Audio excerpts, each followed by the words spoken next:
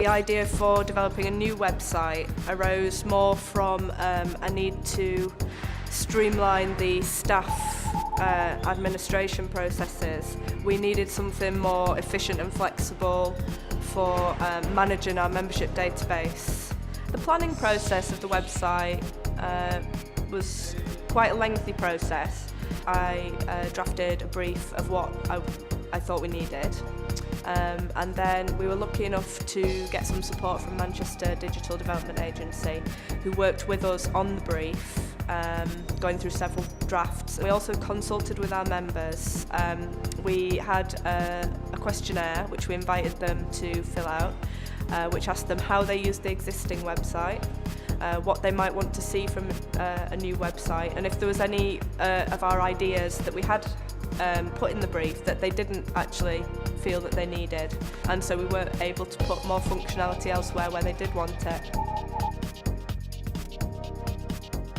I got in touch with Manchester Digital Development Agency, MDDA, where Alan asked us to write down what do we need the website to do, just simple things on index cards. We want to embed YouTube videos, we want a forum for youth engagement, we want page comments, we want a gallery page. Being an arts organisation, budgets are always an issue, so we were going to take a phased approach, and we prioritised what was to come within the first phase. We had to speak to various stakeholders, young people, because we want to be a youth-led arts organisation. Don't want to be tokenistic about it. And we spoke to the board as well. Then went back to Alan. Then it came to the stage of drawing up the brief. And through the MDDA website, he put it out to market. He knew a lot of web developers that would be interested in doing something as interactive as we were looking for. iChameleon, our web developers, devised 2 screen grabs, and we went away and we got feedback from about 30 different young people, as well as board members, as well as parents, because we thought they are often going to be looking to the website as well, and we needed it to appeal to these different audiences, and also our business clients, people that would be hiring facilities. So it's very important to keep in mind the different audiences that are going to go to your website and to engage with them throughout the development process. When I start working with people, they tend to have an idea about what it is that they want to do, but they're not quite clear about how they can get a web developer. So my role is to help them really clarify what it is that they want, because when they say they want a website, the first question out of my mouth is usually, well, what do you want a website for?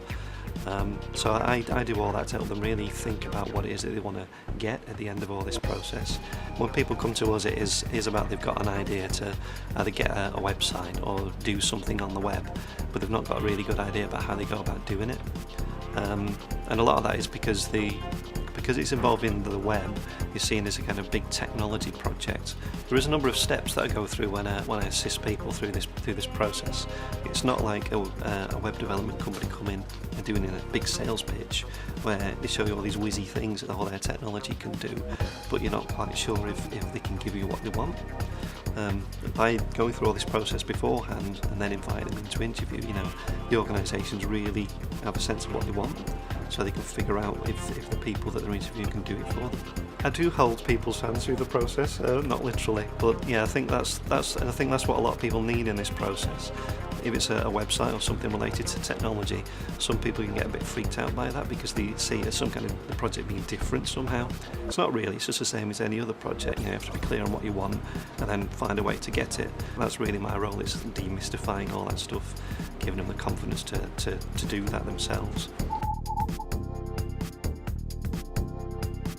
A good web development company should be able to go into an organisation and should empower them.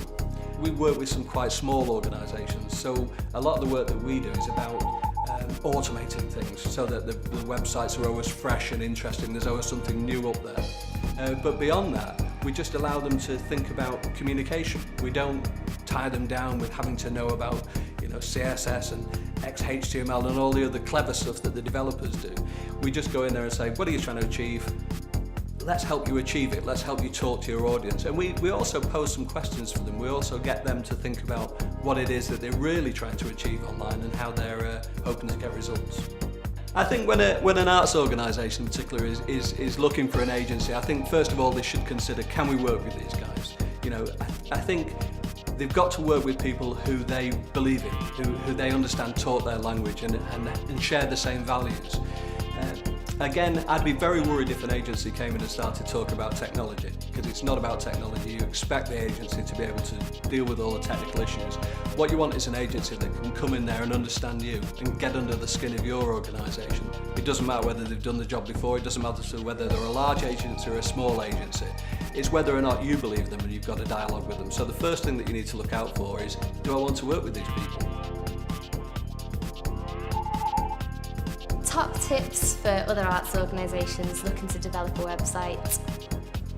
Don't get bogged down in the technical side of things. Focus on what you need this website to do, who's your target audience, and let the technical people worry about the technical stuff.